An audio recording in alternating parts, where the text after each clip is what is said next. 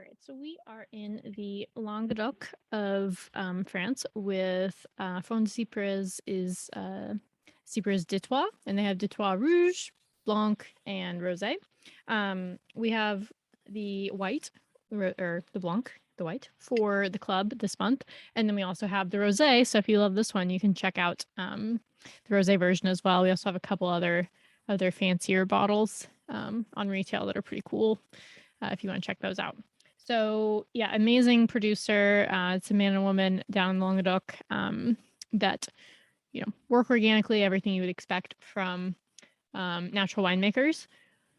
And yeah, they make really, I would say, like more of the stealth natural wines where no one's gonna know for sure that it's a natural wine just by looking at it. They're pretty classic tasting and just absolutely delicious.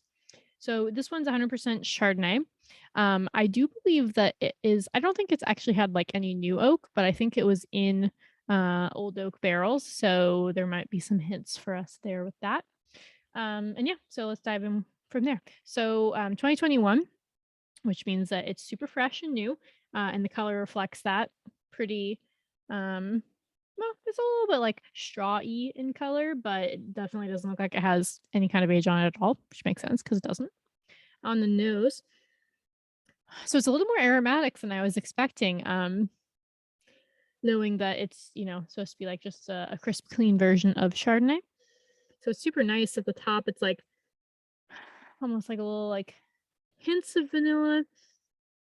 Certainly some like minerality. Honestly, if I was smelling this and like especially since I know it's Chardonnay, this is well, I'm cheating now because I've already tried it obviously, but it's almost Burgundian in style.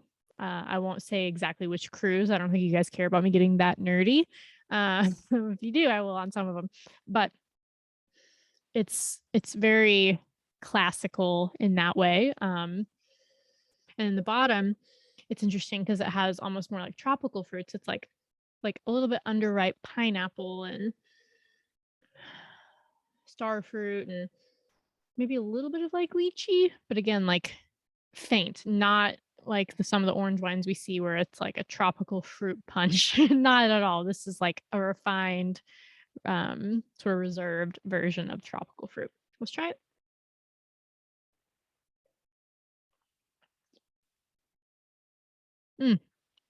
Oh, what a lovely long finish.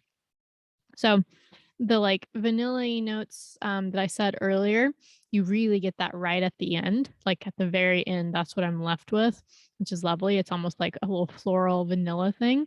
But initially, it starts with like crisp apples, and then it does have some of that. Like I said, it's tropical fruit, but it's like it's the type that's gonna taste okay, but it's not gonna taste that great. Like I said, like an underripe pineapple where you're like, this is good, but I wish that it had like another week. On the wine though, the taste is amazing.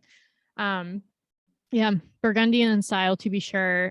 You could probably fool me with this, and you could also fool me for it being a natural wine. So things to consider when you are bringing it places.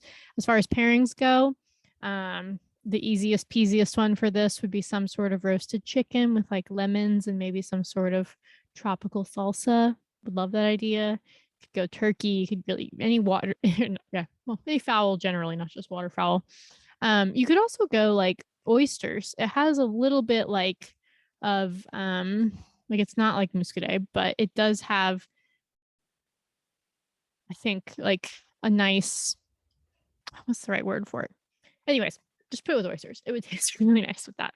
And yeah, just like summer foods generally, salads, any of that will go well here. So enjoy an easy food friendly summer sipper.